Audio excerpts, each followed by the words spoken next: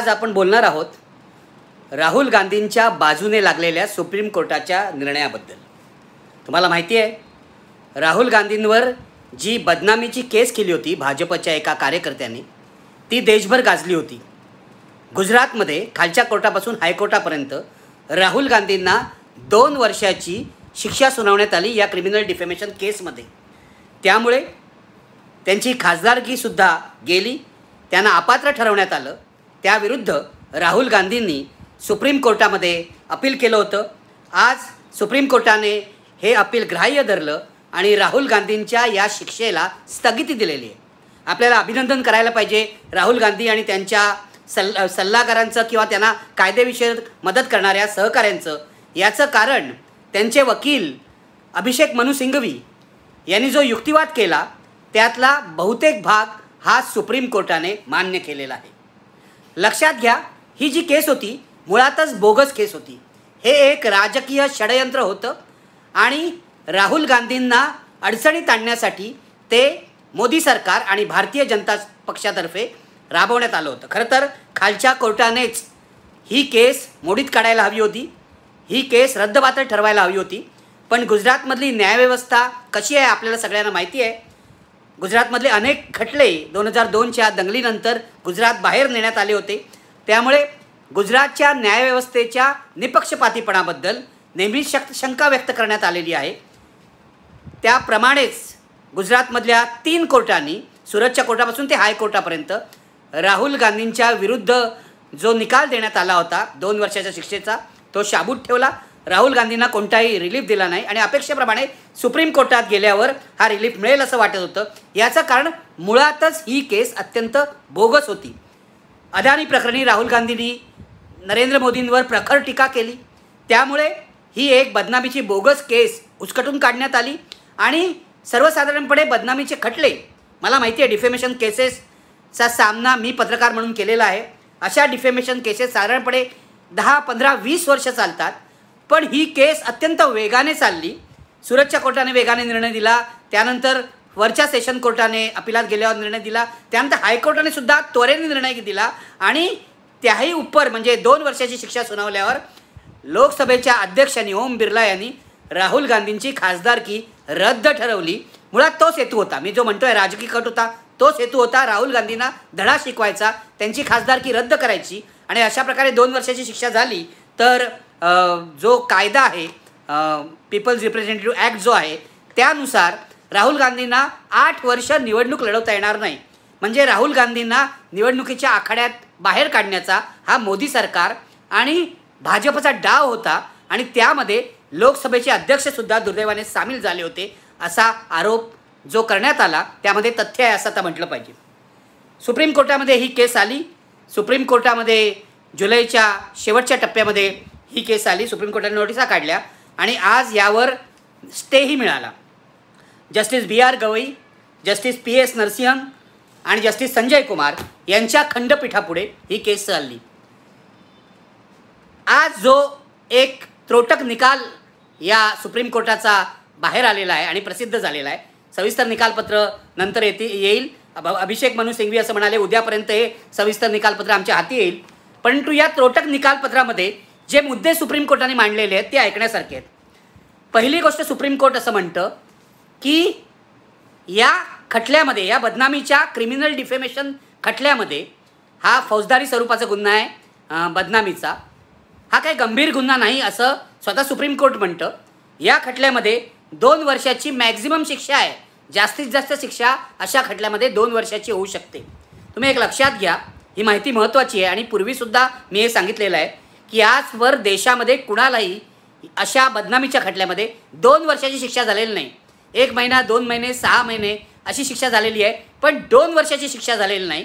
राहुल गांधींना गुजरातमधल्या कोर्टांनी 2 वर्षाची शिक्षा दिली, कारण 2 वर्षापेक्षा कमी जर शिक्षा, 1 दिवसांनीसुद्धा कमी शिक्षा दिली असती तर राहुल गांधींची खासदारकी जी आहे ती गेली नसती, खासदारकी शाबूत राहिली असती। जो कायदा आहे त्यानुसार 2 वर्षाची शिक्षा जर क्रिमिनल केसमध्ये झालेली असेल तर संसद सदस्याची खासदारकी जाऊ शकते। त्यानुसार म्हणजे त्या ट्रॅपमध्ये राहुल गांधींना अडकवण्यात आलं। न्यायालयाविषयी काय बोलायचं, म्हणजे मला हे सगळं धक्कादायक आहे, पण स्पष्टपणे बोललं पाहिजे की अशा प्रकारे एका क्रिमिनल डिफेमेशनच्या सामान्य खटल्यामध्ये मॅक्झिमम सजा दिली आणि आज सुप्रीम कोर्टाने ही एवढी शिक्षा का दिली यावरच प्रश्नचिन्ह उपस्थित केलेलं आहे. सुप्रीम कोर्टाने असं म्हटलं आहे की हायकोर्टाने आपल्या जजमेंटमध्ये किंवा खालच्या ट्रायल कोर्टाने आपल्या जजमेंटमध्ये आम्ही मॅक्झिमम शिक्षा का देतो आहे याची कारणमीमांसाच दिलेली नाही आहे. त्यांनी भली थोरली निकालपत्र दिलेली आहेत, त्यामध्ये अनेक मुद्दे दिलेले आहेत, पण आम्ही या खटल्यामध्ये राहुल गांधींच्या खटल्यामध्ये अत्यंत अपवादात्मक अशी जास्तीत जास्त शिक्षा 2 वर्षाची का देतोय हेच म्हटलेलं नाही. हा सगळ्यात महत्त्वाचा मुद्दा ठरलेला आहे. आणि लक्षात घ्या, सुप्रीम कोर्टाने असंही म्हटलेलं आहे की रिप्रेझेंटेटिव्ह ऑफ पीपल्स ॲक्ट, लोकप्रतिनिधी जो कायदा आहे त्याच्या सेक्शन 8(3) नुसार हा केवळ राहुल गांधींवर अन्याय नाही आहे, हा राहुल गांधींच्या मतदारसंघातल्या वायनाडमधल्या मतदारांवर सुद्धा अन्याय आहे. आपला खासदार अशा प्रकारे अपात्र ठरलेला आहे आणि तो काम करू शकत नाही, तो संसदेत जाऊ शकत नाही. हा केवळ राहुल गांधीवर अन्याय नाही आहे, तर तो त्यांच्या मतदारांवर सुद्धा अन्याय आहे. सगळ्यात महत्त्वाची गोष्ट जी यांनी म्हटलेली आहे ते मी तुम्हाला सांगतो. सुप्रीम कोर्टाने तेच आर्ग्युमेंट अभिषेक मनु सिंघवीने केलं होतं.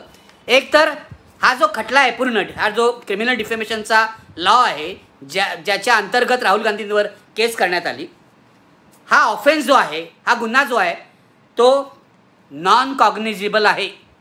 नॉन कॉग्निजिबल म्हणजे अदखलपात्र, मराठीमध्ये अदखलपात्र, NC गुन्हा ज्याला म्हणतात, नॉन कॉग्निजिबल ऑफेन्स आहे. नंबर 2, सुप्रीम कोर्ट असं म्हणतं की हा बेलेबल ऑफेन्ससुद्धा आहे, म्हणजे जामीनपात्र आहे. आणि हा कंपाऊंडेबल ऑफेन्स आहे. कंपाऊंडेबल ऑफेन्स म्हणजे काय ते मी तुम्हाला सांगतो. ज्या गुन्ह्यामध्ये तक्रारदार तक्रार मागे घेऊ शकतो, तक्रारदार आणि ज्याच्याशी तक्रार आहे तो आरोपी यांच्यामध्ये तडजोड होऊ शकते आणि तक्रार मागे जाऊ शकते, ज्याला परवानगी कोर्ट देऊ शकतं, असा ऑफेन्स आहे. याचा अर्थ असा, हा नॉन कॉग्निजिबल ऑफेन्स आहे, हा बेलेबल ऑफेन्स आहे आणि हा कंपाऊंडेबल ऑफेन्स आहे. या तिन्हीचा अर्थ असा होतो की हा गंभीर गुन्हा नाही. ज्यांनी तक्रार केली होती तो भारतीय जनता पक्षाचा कार्यकर्ता होता, हे आपल्याला माहिती आहे. या भाजपच्या कार्यकर्त्याने असं म्हटलं होतं आणि त्याच्या वकिलांनी कायम हा युक्तिवाद केला होता की या राहुल गांधींच्या भाषणामुळे मोदी जो समाज आहे, मोदी समाज यांची बदनामी झाली आहे. बघा, सर्वसाधारणपणे लोकांचा असा समज आहे की पंतप्रधान नरेंद्र मोदींची बदनामी झाली म्हणून भाजपवाले कोर्टात गेले. तसं नाही आहे. त्यांनी राहुल गांधींना जाळ्यात कसं अडकवलं बघा. हा माणूस असं म्हणतो की मी मोदी आहे, त्याचं नाव आहे पूर्णेश मोदी, जो तक्रारदार आहे तो म्हणतो मी मोदी आहे आणि या राहुल गांधींच्या वक्तव्यामुळे 13 कोटी जो मोदी समाज आहे त्याची बदनामी झालेली आहे. हा जो पूर्णेश मोदी आहे तो त्यांनी स्वतःच म्हटलेला आहे आपल्या अर्जामध्ये की मोदी म्हणजे काय, माझं नाव मोदी आहे, माझी जात कुठची आहे तर मोधवनिका जात आहे. आणि तोच असं सांगतो कोर्टामध्ये की मोदी समाज ज्याला मी म्हणतो त्यामध्ये असंख्य जाती आणि पोटजाती आहे, एक म्हणून मोदी समाज नाही आहे. आणि अभिषेक मनु सिंघवीने कोर्टात जे आर्ग्युमेंट केलं आहे की हे जे म्हणतात मोदी समाजाची बदनामी झाली, असा एकसंघ असा मोदी समाजच नाही आहे. हा जो पूर्णेश मोदी आहे त्याचं नाव मोदी असलं तरीसुद्धा तो मोधवनिका जमातीचा आहे, ज्याचा उल्लेखही राहुल गांधींनी केला नव्हता. राहुल गांधी काय म्हणाले होते कर्नाटकात, त्यांनी जेव्हा भाषण केलं कर्नाटकात कोलारमध्ये, तेव्हा त्यांचं वाक्य काय आहे लक्षात घ्या. ते असं म्हणाले होते भाषणाच्या ओघामध्ये, अच्छा एक छोटा सा सवाल, इन सब चोरों का नाम मोदी कैसे होता है? ललित मोदी, नीरव मोदी, थोड़ा और ढूंढेंगे तो और सारे मोदी निकल आएंगे. साधं वाक्य आहे, पुन्हा वाचून दाखवतो. अच्छा एक छोटा सा सवाल, इन सब चोरों का नाम मोदी कैसे होता है? ललित मोदी, नीरव मोदी, और ढूंढेंगे तो और सारे मोदी निकल आएंगे. यात त्यांनी पंतप्रधान नरेंद्र मोदींचा उल्लेख केला नव्हता. एक लक्षात घ्या, जो मोदी समाज म्हटला जातोय हे ललित मोदी आणि नीरव मोदी दोघंही या मोदी समाजाशी संबंधित नाहीत. त्यांची जात पोटजातसुद्धा मोदी समाजाविषयी नाही, जो गुजरातमध्ये मोदी समाज आहे असं म्हटलं जातं आहे त्यामध्ये नाही. त्यामुळे राहुल गांधींनी ज्यांची नावं घेतली त्यांचा आणि मोदी समाजाचा काही संबंध नाही.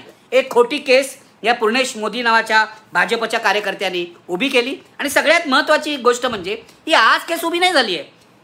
जेव्हा राहुल गांधींनी भाषण केलं 2019च्या निवडणूक प्रचाराच्या वेळी, त्याच वेळेला हा पूर्णेश मोदी गेला होता कोर्टामध्ये, सुरत कोर्टामध्ये.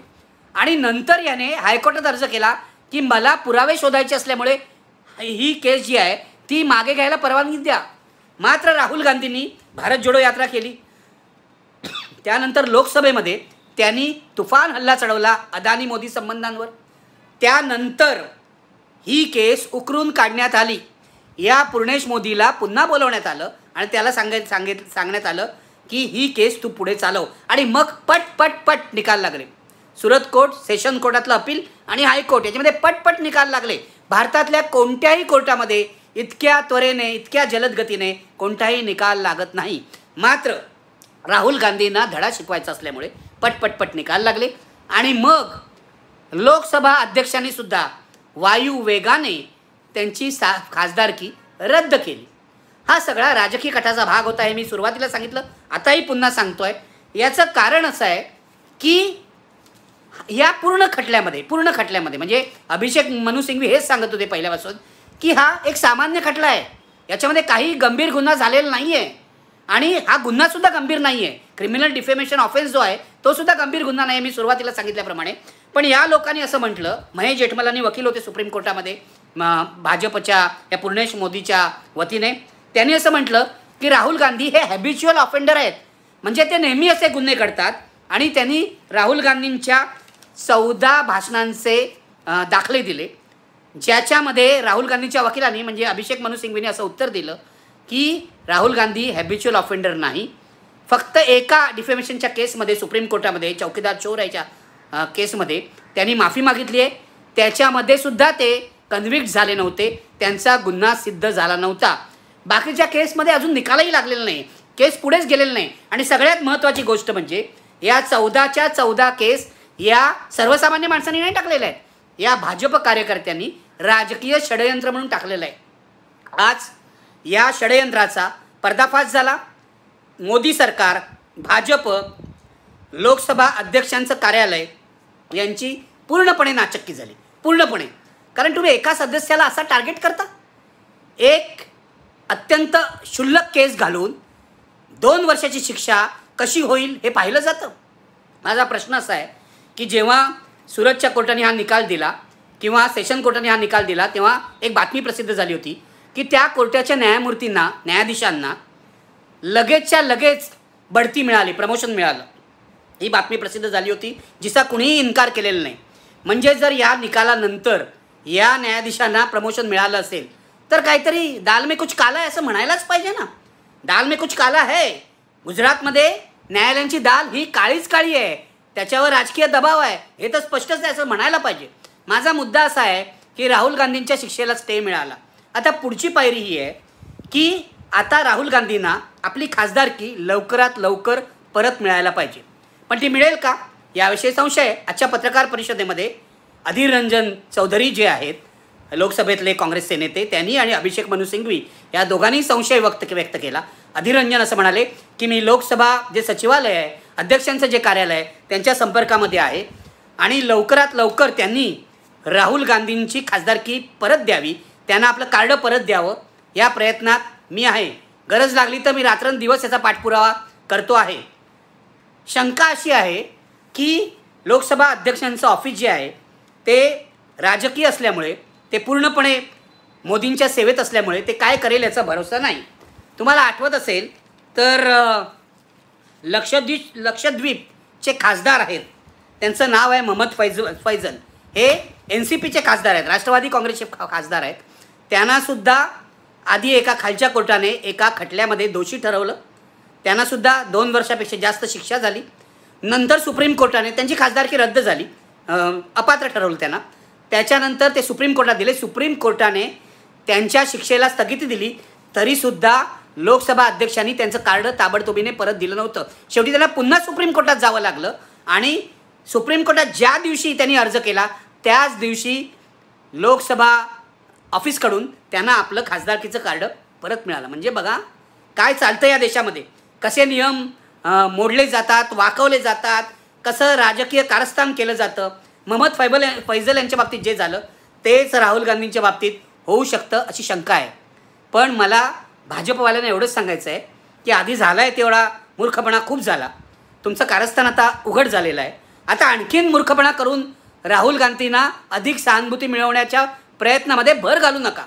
याचं कारण हे संपूर्ण प्रकरण मी म्हटलं तसं अदानी आणि मोदींच्या संबंधावर जे आरोप केले राहुल गांधींनी त्यामुळे बाहेर आलं. पण त्याआधी राहुल गांधींनी भारत जोडो यात्रा केली होती आणि त्या भारत जोडो यात्रेमध्ये राहुल गांधींना प्रचंड लोकप्रियता मिळाली होती.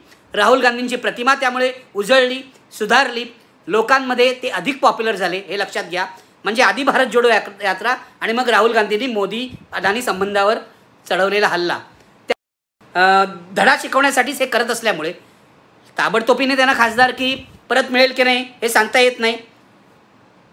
पुन्हा आता अविश्वासाचा ठराव चर्चेला येईल लोकसभेमध्ये अशी शक्यता आहे, असं निदान अध्यक्षांनी सांगितलेलं आहे. ते तारीख सांगणार आहेत पुढच्या आठवड्यात, त्याच्या पुढच्या आठवड्यात कधीतरी चर्चेला येईल हा ठराव अशी शक्यता आहे.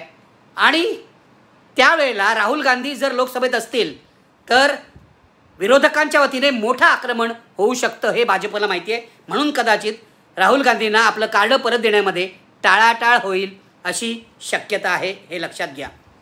भाजपवाले असं करून स्वतःची मोदी सरकारची अधिक बदनामी करतील. राहुल गांधीच्या या खटल्याचं काय होणार आहे? आता खटला नेहमीप्रमाणे पुढे चालेल, किती वर्ष चालेल, किती काळ चालेल माहीत नाही. कारण त्यांना धडा शिकवण्याचा मोदी सरकारचा जो हेतू होता तो खालच्या कोर्टात साध्य झाला, सुप्रीम कोर्टाने तो उधळून लावलेला आहे. पण या आजच्या निर्णयामुळे मी सुरुवातीला म्हटल्याप्रमाणे राहुल गांधींना बूस्टर अशासाठी मिळू शकतो की राहुल गांधींचा आत्मविश्वास वाढू शकतो.